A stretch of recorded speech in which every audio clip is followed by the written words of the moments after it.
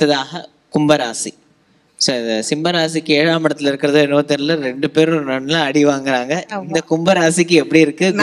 நான் என் ஆஃபீஸில் யாராவது கும்பராசி எடுத்துன்னு வந்து பார்ப்பேன்.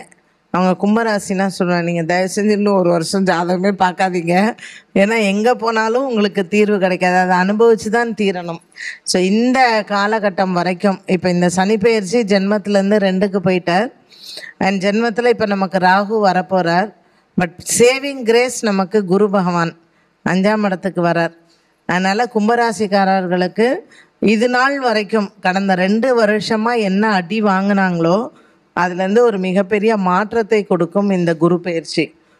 அண்ட் ராகு கேது பயிற்சியில் நான் உங்களுக்கு கொடுக்கக்கூடிய அட்வைஸ் அப்படின்னு பார்த்தீங்கன்னா, இந்த காலகட்டத்தில் ஒரு 6 மாதத்துக்கு கல்யாணம் எதுவும் பண்ணாமல் தை மாதத்துக்கு மேலே கல்யாணம் பண்ணுறது நல்லது. ஏன்னா மாசி மாதமும் சரி ஆவணி மாதமும் சரி சூரியன் கூட இருப்பார். அதனால் கும்பராசிக்காரர்களுக்கு இந்த ராகு கேது சனி பெயர்ச்சியில் சில சிரமங்களை கொடுக்காதுன்னெலாம் சொல்ல முடியாது. 5ஆம் இடத்தில் இருக்கக்கூடிய குரு பகவான் நம்மளுடைய பூர்வ புண்ணியத்தில் உட்கார்றதுனால நம்மளுடைய பூர்வ புண்ணிய பலம் நல்லா இருந்ததுன்னா நல்ல பலன்கள் நிச்சயமாக உண்டு. ஸோ இதனால் வரைக்கும் கும்பராசிக்காரர்களுக்கு குழந்தை பாக்கியம் இல்லை அப்படிங்கிறவங்களுக்கு நிச்சயமாக குழந்தை பாக்கியத்தை கொடுக்கும். படிக்கக்கூடிய குழந்தைங்களுக்கு அந்த மந்தத்தன்மை இருக்கும், மறதி இருக்கும். இந்த ராகு உட்கார்றதுனால நிறைய சோம்பேறித்தனம் இருக்கும். இப்போ படி அப்படின்னு சொன்னீங்கன்னா நாளைக்கு பண்ணலாமேன்னு தோணும், உடனே படிக்க மாட்டாங்க.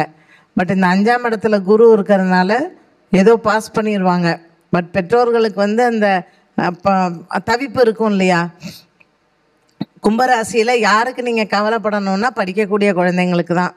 புக்கை திறக்கும் போதே தூங்கும், வேலையே செய்யாது.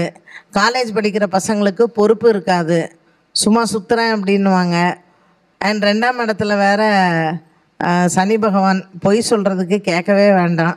கும்பராசிக்காரர்களுக்கு ஜென்ம சனியிலிருந்து விடுதலை ஆனாலும் ஜென்மத்தில் வரக்கூடிய ராகு அதே அந்த மந்தத்தன்மை, சோம்பேறித்தனம் அண்ட் எலும்புல எல்லாம் கொஞ்சம் வலி, லேடிஸ்க்கெல்லாம் ஆர்த்ரைட்டிஸ் ப்ராப்ளம், ஆஸ்டியோபாரிசிஸ் அதெல்லாம் கொஞ்சம் ஜாஸ்தி ஆகும்.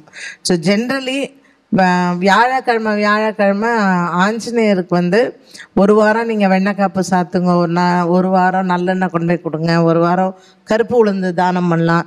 உங்களால் எவ்வளோ தானியங்களை தானம் செய்ய முடியுமோ அந்த அளவுக்கு ரோகம் தீரும். அண்ட் படிக்கிற பசங்களுக்கு கண்டிப்பாக ஹயக்ரீவர் உபாசனை பண்ணுங்கள், சரஸ்வதி கோயிலுக்கு கூட்டின்னு போங்க. வசதி இல்லாத குழந்தைங்களுக்கு நோட் புக் பேனா வாங்கி கொடுக்கறது, அந்த மாதிரி ஏதாவது நீங்கள் பரிகாரங்களை செய்யும் பொழுது ஜென்ம ராகு 7ல் கேத்து அண்ட் 2ல் இருக்கக்கூடிய சனிக்கு பரிகாரமாக இருக்கும். நமக்கு 5ஆம் இடத்தில் குரு நல்ல பார்வையில் நல்லா உட்காரும் பொழுது குடும்பத்தில் உங்கள் பசங்களுக்கான திருமணங்கள் கண்டிப்பாக நடக்கும். இது வரைக்கும் நான் கல்யாணமே வேண்டாம், அப்பா அம்மா கூட சண்டை போடுற குழந்தைங்க கூட சரி அப்பா அம்மா சொல்கிறாங்க நம்ம கல்யாணம் பண்ணிக்கலான்னு ஒரு மனசு மாற்றத்தை இந்த குரு பகவான் கொடுப்பார். அது ஒன்று. 2வது, ஏதாவது சொத்துல பிரச்சனை இது வரைக்கும் வழக்கெல்லாம் இருந்ததுன்னா அது உங்களுக்கு சாதகமாக தீர்ப்பாரது, இந்த மாதிரியான நல்ல விஷயங்களையும் குரு பகவான் நமக்கு கொடுப்பார். ஸோ கும்பராசிக்காரர்கள் பரிகாரங்கள் அப்படிங்கன்னா வியாழக்கிழமையில் ஆஞ்சநேயரை வழிபாடு செய்கிறது நல்லது. இந்த கும்பகோணம் பக்கத்தில் ஆனந்தமங்கலம்னு ஒரு ஊர் இருக்குது, தசபூஜா ஆஞ்சநேயர் கோவில், ரொம்ப நல்லாயிருக்கும் அந்த கோவில். ஸோ நீங்கள் எப்போ முடிஞ்சதோ அந்த கோயிலுக்கு போகலாம். விஸ்வரூப ஆஞ்சநேயர் தரிசனம் பண்ணுறது நல்லது. ஸோ நாங்கள் அந்த க்ஷேத்திரத்தில் தான் இப்போ உட்காந்து பேசுகிறோம். அதனால் எங்கெல்லாம் முடிஞ்சதோ சுசீந்திரமோ இல்லை நாமக்கல்லோ பாண்டிச்சேரியில் பஞ்சவடி எங்கே வேணாலும் பஞ்சமுக ஆஞ்சநேயர் எங்கள் ஊருக்கும் வரலாம். காஞ்சிபுரத்துலேயே இருக்கார் 18 அடியில். அடியா? சரி, கண்டிப்பாக. அதனால் கும்பராசிக்காரர்களுக்கு விஸ்வரூப ஆஞ்சநேயரினுடைய தரிசனம் ரொம்ப நல்லது. எல்லா விதமான கிரக தோஷங்களுக்குமே விஸ்வரூப ஆஞ்சநேயர் பார்க்கலாம்.